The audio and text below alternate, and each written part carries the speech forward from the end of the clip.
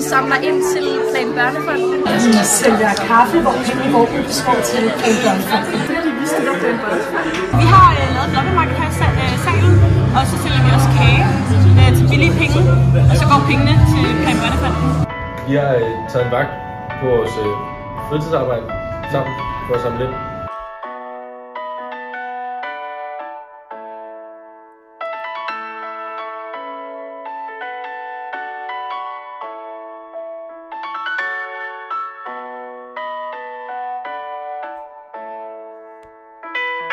Rysenstens samarbejde med Plan Børnefonden betyder, at alle klasser på skolen har et sponsorbarn tilknyttet.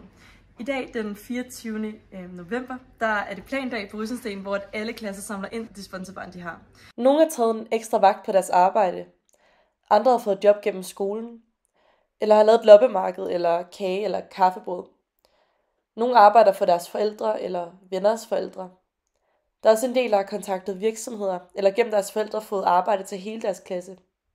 Når man så har arbejdet, så sidder der en gruppe klar på skolen til at registrere det indsamlede beløb. Og i dag der skal vi rundt og se de forskellige elever og se, hvad de har gjort for at samle ind. Men hvad er det, vi laver, Johan? Vi står og graver en betonbane. Ja. Vi skal pakke nogle gaver ind til en julekalender for nogle medarbejdere her på HK. Vi er i gang med at samle blade og gøre rent ude på sådan en arbejdsplads her. Sådan fuldstændig med løvblæser og skovle og river. Ret fuld på. Jeg pander løg af. Vi er ude og hjælpe hos et firma her ude Bammer for at have som penge til vores sponsorbarn i Uganda. Vi maler løg! Jeg er i gang med at gøre rent, så vi kan tjene penge til Plan Børnefonden. Vi har stemplet alle de her konvolutter her, ja, og vi er også i gang med at læse en bog. Vi maler i et rum for en af de andre elever på skolen. Det er plandag, og vi samler penge til en sponsorbarn, vi har på Uganda. Det er en børnefond, og jeg også tænkt, at vi kan oprette tage herned og samle penge i. Vi har bolledamernes bolleudvalg, så vi bager boller hver onsdag, og så sælger vi dem i kantinen eller i kælderen i Rysensten. Jeg har arbejdet for Timers Magasin, som er sådan en boghandel og café, sådan en blanding af det. Det passer ikke så godt med mit arbejde, at jeg kunne få noget sådan nu her i skoletid, så derfor så var det fedt, at sådan, skolen ligesom tilbød, at man, de havde noget der, man kunne bruge. Og samtidig så kommer man jo også et helt nyt sted hen, og egentlig lærer nogle andre folk at kende. De store penge, de kommer sidst på dagen. Vi fik op det helt vildt. Vi venter i tålmodighed. Det er en vigtig sag at støtte op om. Det er vigtigt at dem, der har meget, giver til dem, der har mindre. Og at vi sådan stræber imod, at alle har det lige godt i verden. Jeg er meget enig. Vi skal bevæge os væk fra den store ulighed, vi ser i hele verden. Samt for resten. Jamen altså, vi er jo mega privilegerede her, så det mindste, vi kan gøre, at samle ind til sådan et her planbarn. Det giver jo mega god mening.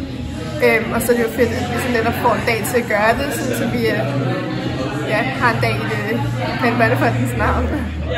Og vi synes, at det er fedt, at vi bare sådan, ved at sælge boller på vores skole rent faktisk kan gøre en forskel. Og det er fedt, at folk også støtter op om det. De måske ikke har de samme muligheder, som vi har for at arbejde, og derfor så kan har vi mulighed for at arbejde, så de kan få nogle penge til at have bedre muligheder der. Det er jo ikke alle, der er så heldige, som vi er. Præcis, det går til nogen, der har mere brug for det. Ja. Jeg er godt sammenspillet i et par timer for, at der er et barn, der får lidt meget. Altså, det er jo et fedt arbejde i hele taget, og man kan sige, nu får vi jo lov til at gøre det også som en klasseindsats, som gør det federe også, sådan at lave selve sådan aktiviteten. Men det er da vildt vigtigt, at vi får gjort, hvad vi kan for at hjælpe folk, der er egentlig så heldige som os. Man skal hjælpe, hvor man kan, og når vi er så privilegeret, så skal vi selvfølgelig gøre noget for at hjælpe dem, der ikke kan hjælpe sig. Det er også godt for både selvfølgelig børnene, som får pengene, men også os. Altså vi ligesom aktivt hjælper. Det viser vel, at vi tager en eller anden form for ansvar. Ja.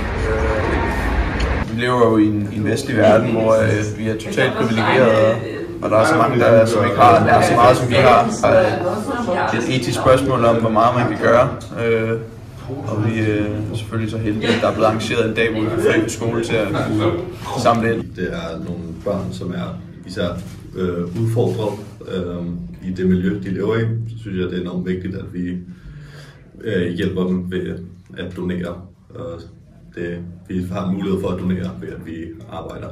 Vi er en skole, der lidt brander sig selv på det der med det internationale fællesskab og samarbejde, så derfor er det også en mulighed for ligesom at virkelig bevise det ved at arbejde med nogen, der har mindre privilegier, end vi har. Og hvordan synes I, at det går indtil videre? Virkelig godt. Virkelig godt.